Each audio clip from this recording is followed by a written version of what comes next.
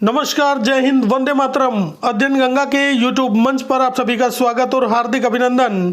और शिक्षक भर्ती को लेकर बड़ी खुशखबरी, यूपी टीजीटी पीजीटी परीक्षा को लेकर और यूपी टीजीटी पीजीटी परीक्षा कार्यक्रम 2023 इसकी जानकारी आपको दी जाएगी। इसके अलावा नई प्राइमरी शिक्षक भर्ती 2023, सुपर टेट एग्जाम 2023 सिलेबस में बदलाव को लेकर जानकारी आपको दी जाएगी और नई एलटी ग्रेड शिक्षक भर्ती विज्ञापन की तैयारी, ये तमाम जानकारी इस वीडियो के माध्यम से आपको दी जाएगी। यदि आपने चैनल को सब्सक्राइब नहीं किया है तो चैनल को सब्सक्राइब करें, बेल आइकन को प्रेस करें, जिससे कि लेटेस्ट वीडियो के नोटिफिकेशन मिलते रहें। चलिए शुरू करते हैं आज का वीडियो। सबसे पहले बात करेंगे यूपी टीजीटी पीजीटी को लेकर। और यूपी टीजीटी पीजीटी को लेकर एक बड़ी खुशखबरी कल आपको देखने को मिली थी और आज जो जानकारी निकलकर सामने आ रही है वो आपको बताई जाएगी। और कल आपने देखा था कि यूपी टीजीटी पीजीटी में पदों की संख्या को लेकर आश्वासन दिया गया था और यूपी टीजीटी पीजीटी में अब ऐसा माना जा रहा है कि पदों की संख्या बढ़नी तय है, ऐसा माना जा रहा है। और यूपी टीजीटी पीजीटी परीक्षा का जो कार्यक्रम है वो कब तक घोषित होगा, कब तक आपकी परीक्षा हो जाएगी, तो देखिएगा यूपी टीजीटी पीजीटी की परीक्षा में ज़्यादा समय आपको मिलने वाला नहीं है, क्योंकि इसका विज्ञापन पहले ही जारी हो गया है और आवेदन इसके हो चुके हैं। 1 साल का समय बीत चुका है। यदि पोर्टल खोलकर पदों की संख्या बढ़ाई जाती है तो उसमें ज़्यादा समय नहीं लगेगा। और नए शिक्षा सेवा चयन आयोग का गठन होने के बाद सबसे पहले ये परीक्षा आपको देखने को मिलेगी और इसकी घोषणा चयन आयोग का गठन होते ही हो सकती है, परीक्षा की घोषणा, और ज़्यादा से ज़्यादा आपको 1-1.5 महीने का समय मिलेगा। तो देखिएगा 1 से 1.5 महीने का समय मिलेगा, ऐसी पूरी संभावना है। ज़्यादा समय आपको मिलने वाला नहीं है। यदि आपकी तैयारी अधूरी है या तैयारी आपने अभी तक नहीं की है, हालांकि जो निरंतर प्रयासरत हैं उनको ज़्यादा फायदा होगा, लेकिन अगर आपने अभी तक तैयारी नहीं की है तो अपनी किताबें उठा लीजिएगा, या बीच में आपने छोड़ दी थी अब आप तैयारी में लग जाइएगा, क्योंकि ज़्यादा समय इसमें लगने वाला नहीं है।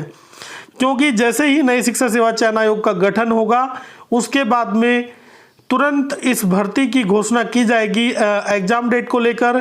और यदि उससे पहले पोर्टल खोलकर पदों की संख्या को बढ़ाया जाता है तो उसमें भी ज़्यादा समय नहीं लगेगा। तो मानकर चलिएगा गठन होने के बाद में जैसे ही परीक्षा की घोषणा होती है उसके बाद आपको 1 से 1.5 महीने का समय मिलेगा, ऐसी पूरी संभावना है। क्योंकि पहले आपको काफ़ी समय दिया जा चुका है, अब ज़्यादा समय आपको मिलने वाला नहीं है। अगर आपकी तैयारी अधूरी है तो उसको बूस्ट कर दीजिएगा, और यदि आपने तैयारी कर रखी है तो आप अपना प्रैक्टिस शुरू कर दीजिएगा, क्योंकि प्रैक्टिस करने की घड़ी अब आ चुकी है।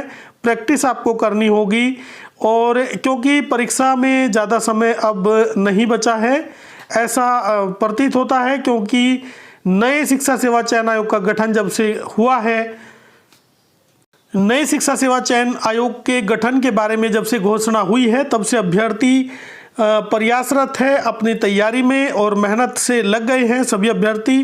क्योंकि अब सबको ऐसा लग रहा है कि परीक्षा जल्द होने वाली है, क्योंकि लंबा समय इसमें बीत चुका है और 2024 चुनावी वर्ष होगा और इस वर्ष के भी लगभग 4 महीने जा चुके हैं।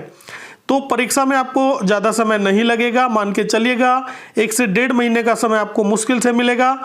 तो आप अपना आकलन कर लीजिएगा इतने समय में क्या आप तैयारी कर पाएंगे। यदि नहीं कर पाएंगे तो अपनी तैयारी को और ज़्यादा बूस्ट करने की आवश्यकता है, और घंटे बढ़ाने की आवश्यकता है, और निरंतर आपको प्रयासरत रहना चाहिए। यदि आप निरंतर प्रैक्टिस करते हैं तो वो ज़्यादा लाभकारी होता है। यदि आप एक दिन आपने ज़्यादा प्रैक्टिस की और एक दिन आप बिल्कुल आपने प्रैक्टिस नहीं की तो ये ठीक नहीं रहता है। यदि आपको किसी भी प्रतियोगी परीक्षा की तैयारी करनी है तो आपको निरंतर अभ्यासरत रहना जरूरी है। एक रूटीन के साथ में अभ्यासरत रहते हुए डेली निरंतर आपको वो कार्य करना है।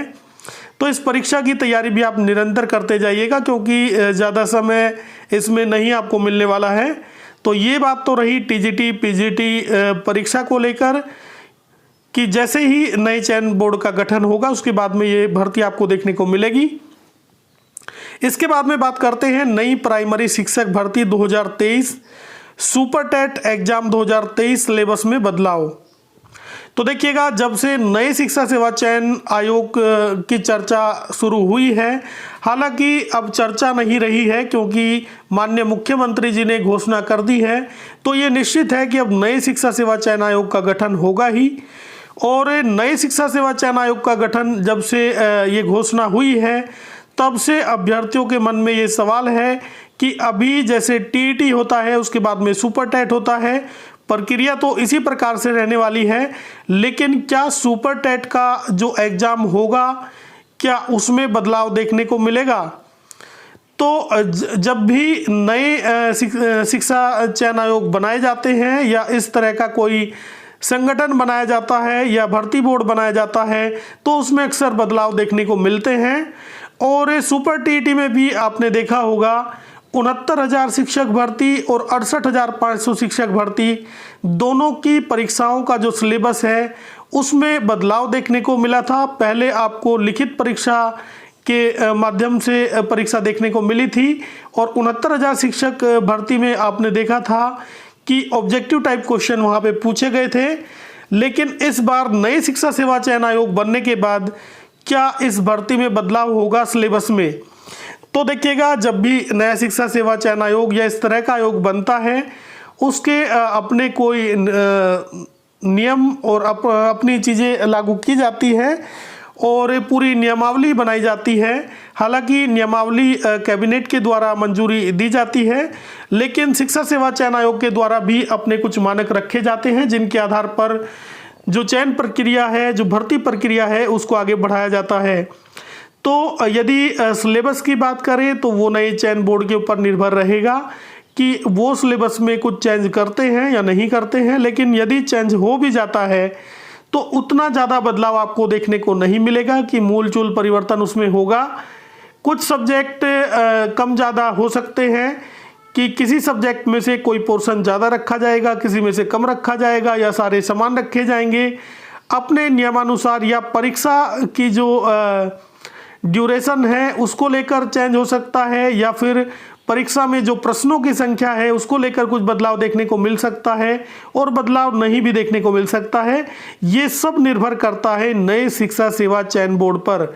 नया शिक्षा सेवा चयन बोर्ड जो होगा, एकदम से ऐसा नहीं है कि बिल्कुल आपको सब कुछ बदला बदला नजर आएगा, क्योंकि पहले जो परीक्षाएं आपकी हो चुकी है, जो उस लेवल का जो सिलेबस होता है उसी के अकॉर्डिंग आपका सिलेबस रखा जाएगा।